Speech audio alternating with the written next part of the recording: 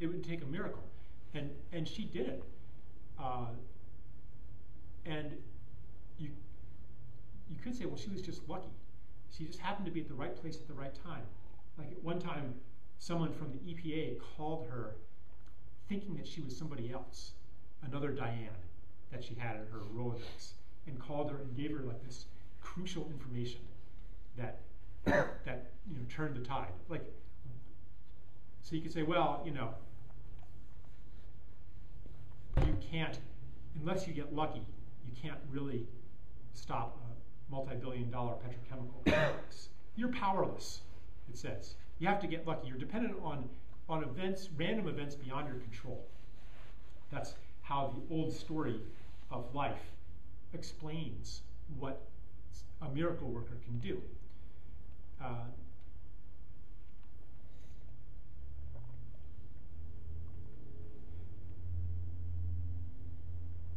But more and more miracles are happening, and we can no longer explain them away like that.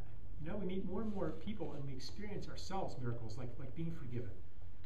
And so we know that our power is much, much greater than we have been told.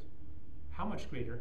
Great enough to heal the world, to heal the nuclear reactors and the toxic waste dumps and the oil spills and the abuse times 100 million and all of these things. Not only do we know that it's possible, but we know that that's what we're here to do. That we have a important role, a necessary role, a unique role, each person, a gift to offer that is absolutely necessary for the healing of the earth. And so that is why it's important to leave behind the habits of separation that say, no, you have to get lucky and you don't have that power.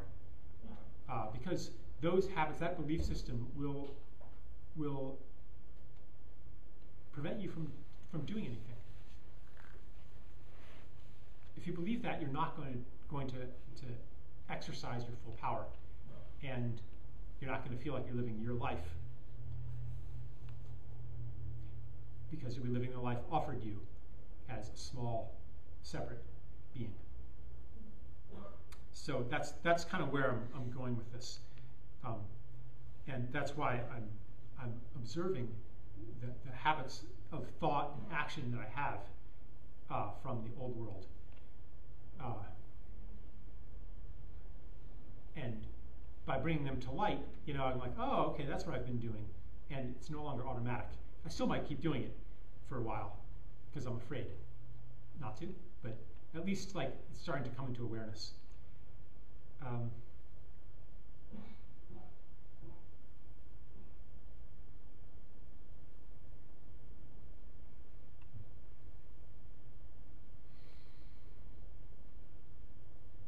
Now I'm feeling pretty weird. Because, I'm just telling you a story, really. But I really feel like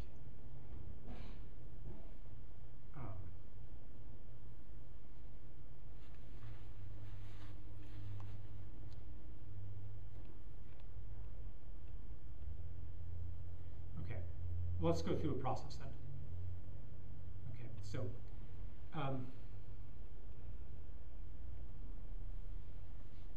I wrote down 3 steps for the process.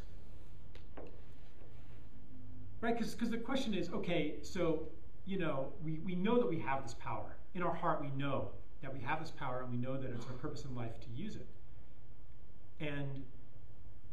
But how? How? We haven't been brought up in a world that develops this power. So how do we use it? All right, so it's not the same as using the power of force, of moving a mass. It's a very different process. So I wrote down 3 steps of the process, and we can do them today. So step 1 is to envision that which wants to be born. And it's not actually creating a vision of what wants to be born. It's aligning yourself with something that wants to be born and then clothing that thing in images and words and visions. So we're a receiver. There is something that is being born today. Humanity is being born into a new world. And these ordeals, these crises are what's birthing us into this new world. And so and we can, talk about it. I mean, everyone has received different visions, different parts of what this new world is going to look like.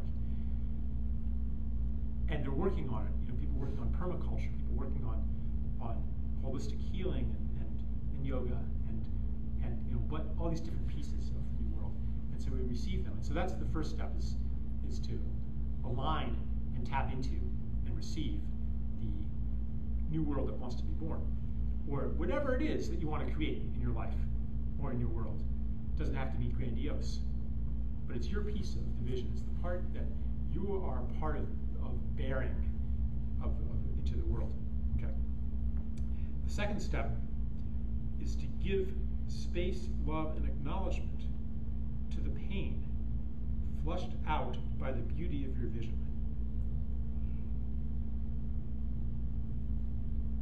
Which could include doubts, anger, grief, fear, despair, and numbness.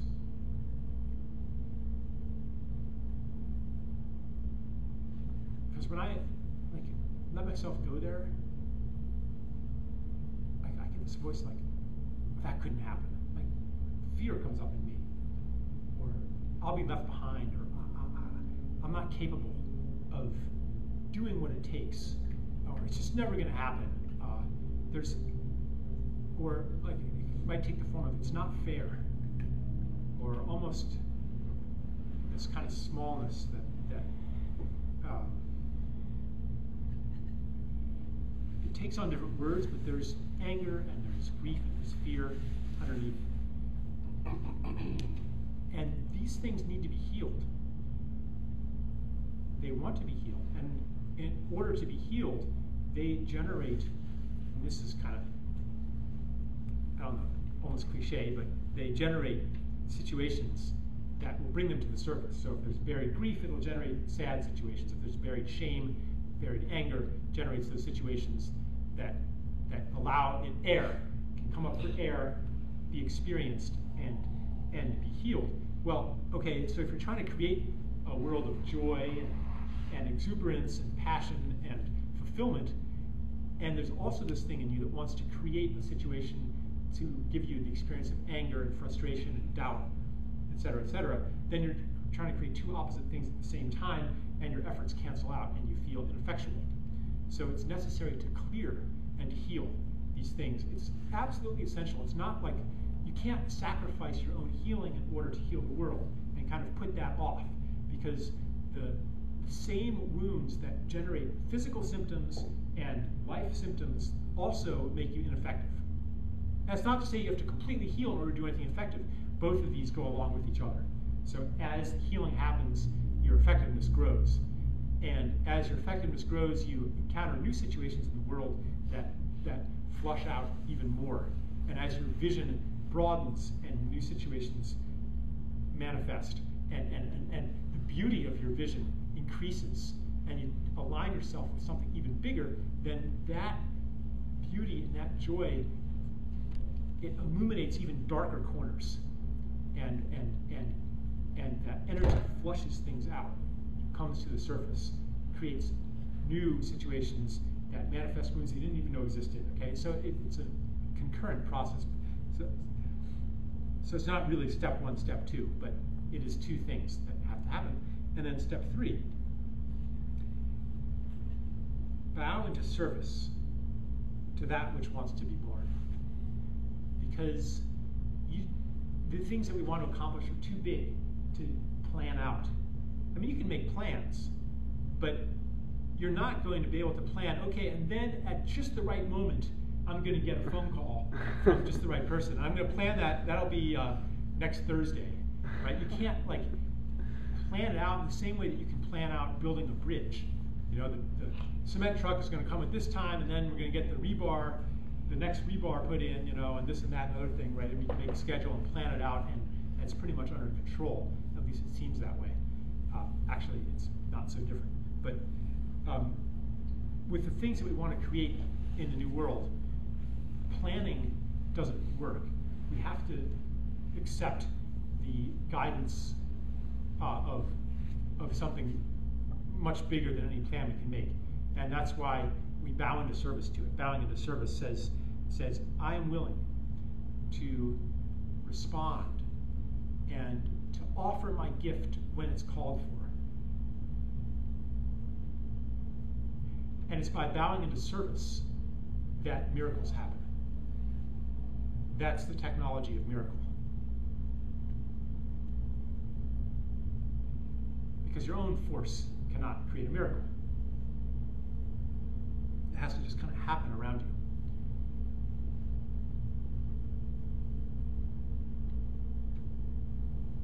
So, let's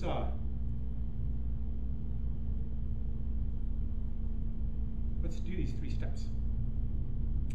And we've already, like in some of the other gatherings here, we've already done the first 2 steps in a way. But not everybody was here every time and stuff, and I have a new way to do it. So let's see how many people do you have? 2, 4, 6, 8, 10. Good. That means I can do it too. Even number. All right. So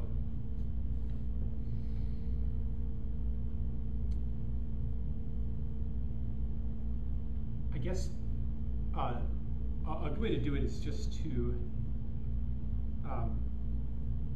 let's start.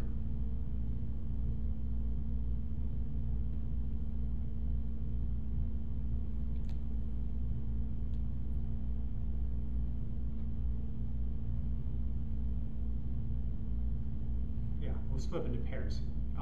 But first, actually, let's split up into pairs first. So what I want to do is for everybody to sit in pairs back to back, so that your back is leaning against the back of the person, of your partner, and then I'll tell you what to do next. Okay. So Would you be my partner? okay, yeah.